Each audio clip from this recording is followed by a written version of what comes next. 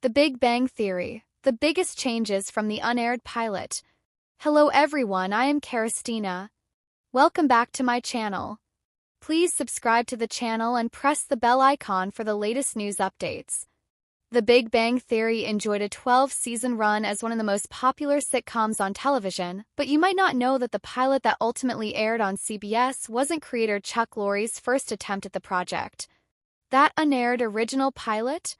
It's pretty weird, objectively bad, and very different from the show most fans recognize. In the pilot of The Big Bang Theory that made it to air, Sheldon Cooper, Jim Parsons, and Leonard Hofstadter, Johnny Galecki, head home from an errand. They try to donate sperm to a high IQ bank only to panic and run, to find their new neighbor Penny, Kaley Cuoco, moving in across the hall. Leonard is immediately smitten with Penny, much to Sheldon's consternation, and he readily invites her into their apartment to meet their friends Howard Wolowitz, Simon Helberg, and Raj Kathrapali, Kunal Nair, who almost didn't even end up playing Raj in the first place, and eat some lunch.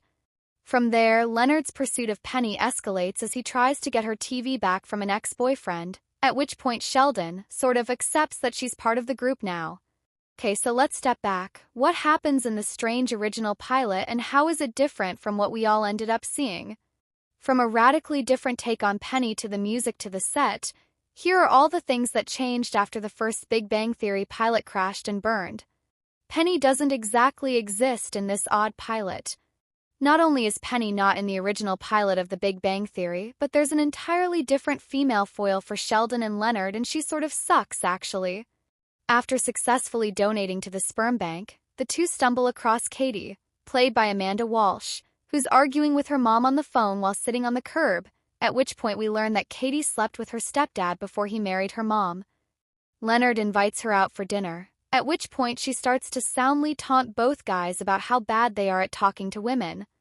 While she does have a point, the fact is that Katie bears little resemblance to the Penny we meet in the pilot, who makes fun of the guys but isn't quite as vicious, and audiences hated her apparently.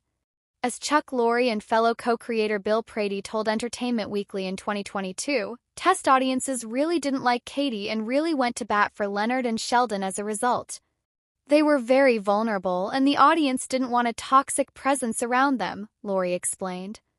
That's why we rewrote Katie to become Penny Kaley Cuoco and made her much more charmed by the guys and kind to them, as opposed to a woman who would take advantage of them. He also went to bat for poor Walsh, saying, "She was terrific in the role, but the role was misconceived.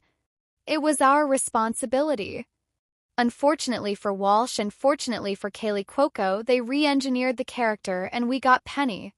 Sheldon Cooper's personality was almost unrecognizable in the original pilot. The Sheldon Cooper fans know from the entirety of The Big Bang Theory is basically asexual, but that's definitely not the case in the unaired pilot. While they're at the sperm bank, Sheldon goes on at length about how much he liked a magazine that featured women with big butts, before going on a more typical Sheldon rant about how women with large posteriors are the best biological choice for mates. At one point, he tells Leonard exactly how many nude women he's seen before in his life. It's 6, and towards the end of the pilot, when Leonard and Sheldon's friend Gilda, Harisbar, and we'll come back to that character in just a bit, shows up to their apartment, it's revealed that she and Sheldon have hooked up a bunch of times. Obviously, this bears little to no resemblance to the Sheldon Cooper in the legitimate pilot, and it's almost baffling to see a horned-up version of Sheldon. In the full series, Sheldon isn't intimate with anyone until he meets Amy Farrah Fowler, Mayim Bialik, and even then it takes a really long time for him to open up to her physically. This strangely sexualized Sheldon, who's also completely incapable of interacting with women, doesn't work, clearly. Leonard and Sheldon's apartment looks totally different.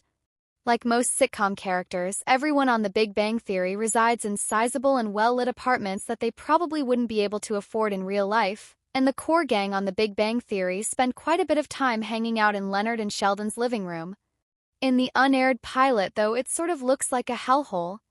The lighting in the original pilot, it should be said, is bizarrely dark, to the point where it almost strains your eyes to look at it, and when Katie, Leonard, Sheldon, and Gilda are all at the boys' apartment, it's poorly lit and looks quite different. It's also notable that the couch, on which Sheldon has claimed one specific spot, isn't the same leather one from the rest of the series.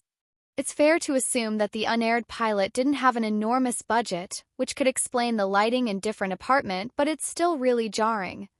Raj and Howard are nowhere in the unaired Big Bang Theory pilot. You might have noticed that Howard and Raj, two of the main characters on the series, haven't come up in a while. That's because they're not present at all during the original pilot of The Big Bang Theory. Gilda is the only friend of Leonard and Sheldon that we actually meet, and the pilot absolutely feels like it's missing something without either Raj or Howard there, largely because Katie's pretty mean and Gilda comes on pretty strong again. We'll circle back to good old Gilda. It's a good thing that Chuck Lorre and his creative team brought Howard and Raj into the mix, because they're perfect additions to Leonard and Sheldon's, admittedly limited social circle. Sure, Howard starts the series out as a total creep.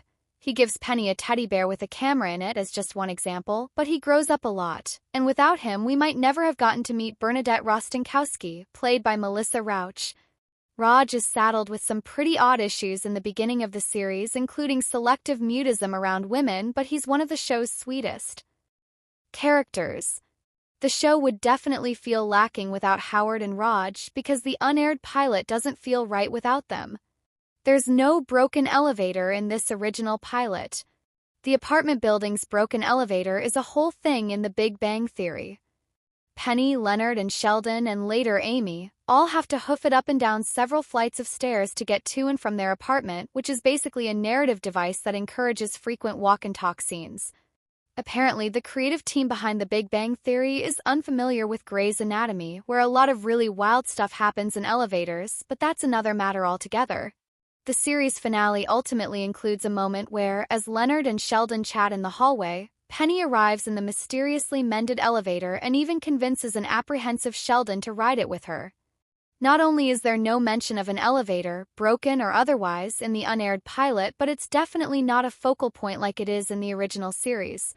Doesn't seem like the biggest omission if you're not super familiar with the show, but the elevator ends up being a huge deal in The Big Bang Theory, so its absence is still notable.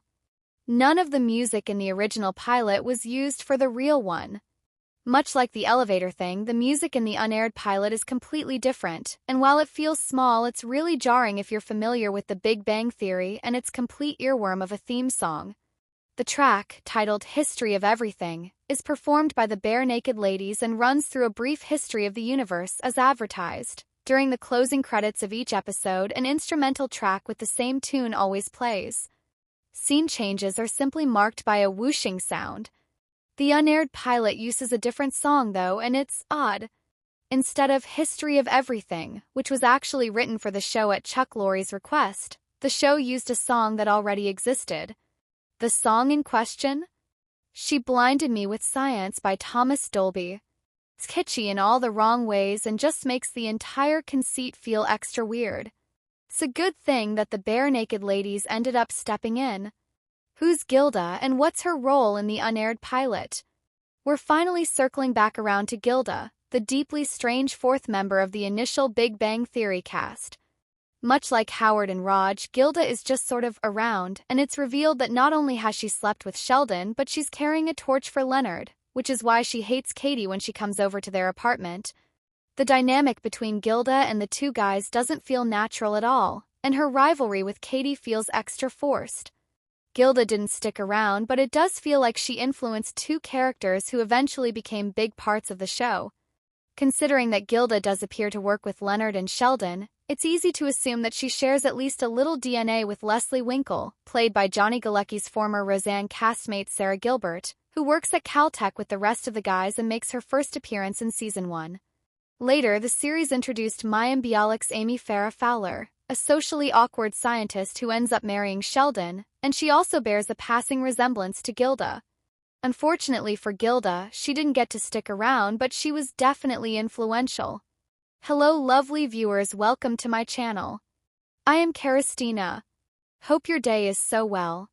If you like the video, don't forget to subscribe to the channel.